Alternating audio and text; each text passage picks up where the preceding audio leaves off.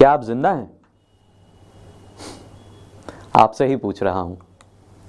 हो सकता है ये सवाल आपको अभी बेतुका लगे, लेकिन थोड़ी ही देर में आपको ये तार्किक लगने लगेगा। नमस्कार, मैं हूं चक्रेश और आप देख रहे हैं शुद्ध लोकल का अपराध लोक। कागज सच्चा, इंसान झूठा, ये सिर्फ लोकोक्ति नहीं बल्कि हकीकत भी है। इसलिए बात बात पर अपनी बात साबित करने के लिए हमें कभी शपथ पत्र देना पड़ता है तो कभी आईडी कार्ड दिखाना पड़ जाता है। लेकिन जब कोई कागज ही ये कहने लगे कि आप जिंदा नहीं हैं, मर चुके हैं, तब आपको मिलने वाली सरकारी सुविधाएं खत्म हो जाती हैं। जैसे आपको राशन, पेंशन, आवास योजना या कोई सरकारी छूट जैसी चीज नहीं मिलेगी। आपकी संपत्ति से आपको बेदखल कर दिया जाएगा। कागजों में जिंदा ना होने का नुकसान समझ रहे हैं? अपराध लोक में आज जो अपराध कथा मैं कहने जा रहा हूं वो जबलपुर ही नहीं बल्कि देश की ऐसी कई घटनाओं से जुड़ी हुई है जहां अभिलेखों में लोग मर चुके हैं लेकिन असलियत में जिंदा हैं। हाल ही में हुए इस मामले की हमारी टीम ने गहराई से पड़ताल की है और उसमें जो बात सामने आई वो मैं आपको बताने वाला हूं। लगभग 2 माह पहले जबलपुर के हनुमान ताल थाना पुलिस को मुखबिरों से रजा चौक गली नंबर 1 मक्का नगर स्थित कॉमन सर्विस सेंटर में चल रही संदिग्ध गतिविधियों की सूचना मिलती है, जहां लोगों के Aadhaar card, PAN card, bank passbook वगैरह से जुड़े काम, समग्र आईडी, श्रमिक कार्ड बनवाना या इन सबसे मोबाइल नंबर लिंक करवाने जैसे काम होते हैं। अब इसमें संदिग्ध क्या है? संदिग्ध ये कि जिन लोगों ने श्रमिक कार्ड बनवाए उनकी डिटेल्स का इस्तेमाल करके उनके ही फर्जी डेथ सर्टिफिकेट्स यानी नकली मृत्यु प्रमाण पत्र तैयार करवाए जाते और फिर नगर निगम में उन्हें जमा करके मृतक के नाम पर मिलने वाली 2 लाख रुपए की बीमा राशि और अंतिम संस्कार करने के लिए मिलने वाली 6,000 रुपए की राशि हड़प ली जाती।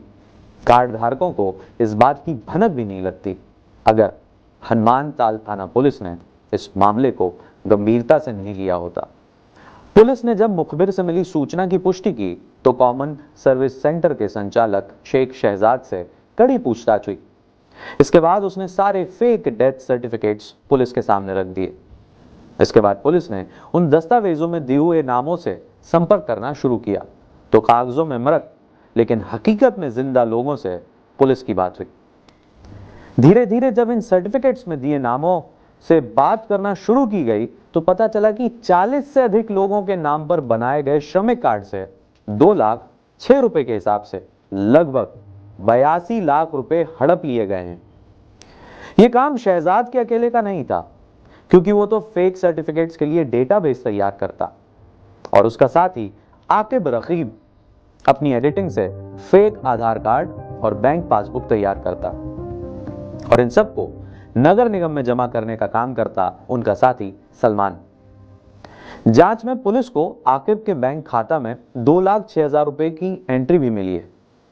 पुलिस ने आईपीसी के तहत 420, 467, 468, 471 और 34 के तहत मामला दर्ज कर लिया और जांच जारी रखी, जिसके दौरान पुलिस की एक टीम छत्तीसगढ़ के बलरामपुर पहुंची और वहां से एक आरोपी श्रवण कुमार साहू को उसके लैपटॉप से गिरफ्तार कर लिया। आरोपी श्रवण भी फेक डॉक्यूमेंट तैयार करने में बाकी तीनों आरोपियों की मदद करता था। पुलिस का मानना है कि ये 4 आरोपी तो शुरुआती कड़ी हैं, इसलिए अभी भी उम्मीद है कि इस कहानी में कुछ और नए नाम सामने आएंगे। फिलहाल एक सवाल यह भी है कि जबलपुर नगर निगम ने फर्जी मृत्यु प्रमाण पत्रों में दी गई जानकारी की पुष्टि कैसे कर दी? क्या यहां भी आरोपियों ने मिलीभगत से काम किया है या आरोपियों ने साइबर ठगी का भी इस्तेमाल किया है? वैसे सवाल आपके पास भी होंगे और इस मामले से जुड़ी जानकारी भी। अगर आप ठीक समझें तो कमेंट्स में सवाल पूछ लीजिए। इस मामले से जुड़ी या किसी अन्य मामले की कोई जानकारी देनी हो तो शुद्ध लोकल के व्हाट्सएप नंबर पर दे दीजिए। जबलपुर पुलिस अधीक्षक आदित्य प्रताप सिंह ने फर्जी मृत्यु प्रमाण पत्र के जरिए शासकीय सहायता राशि हड़पने वाले इस गिरोह का पर्दाफाश और आरोपियों को गिरफ्तार करने के लिए हनुमान ताल थाना टीआई मानस द्विवेदी, एसआई सचिन वर्मा, दुर्गेश मरावी, रविंद्र डुडवा, प्रधान आरक्षक नितिन जोशी, वेद प्रकाश, आरक्षक अमित गौतम, जय किशोर, निरंजन सिंह और सौरभ के प्रयासों की सराहना की है।